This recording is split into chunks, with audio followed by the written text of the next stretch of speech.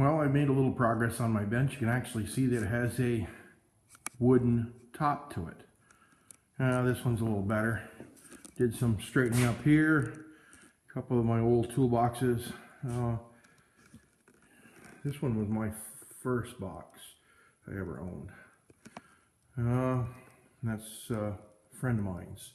Been with me for a long time. Oops, sorry about the shaking.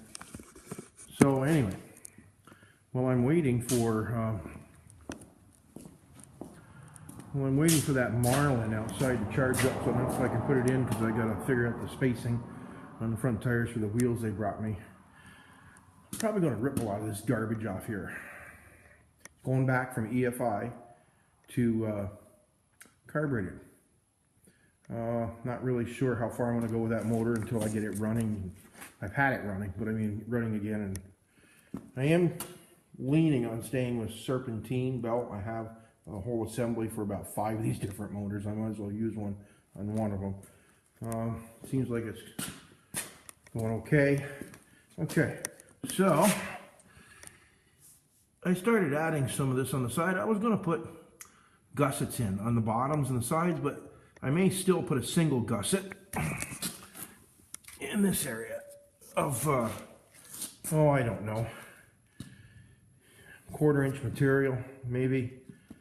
And then the same down here on both sides, but I kind of like the looks of that.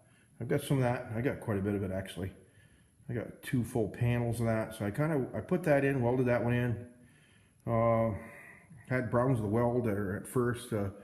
My nozzle had pulled out for my gas and was just dumping gas inside the welder instead of putting it down the tube. So anyway, so tomorrow the rear end's coming out of the other Ford. I'm going to hopefully get this one up in the air and get it on, just to get it where I need it, do some of that stuff. So I got the Marlin outside charging. I got to bring that in. I got a couple other things going on. Fenders are here for that. So hopefully one night this week I'll get the fenders back on, get the inner fender well back on the other side.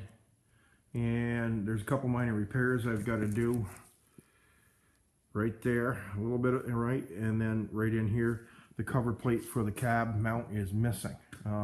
Had a hole in it. I looked at it a couple of years ago and was going to do something with it. Didn't.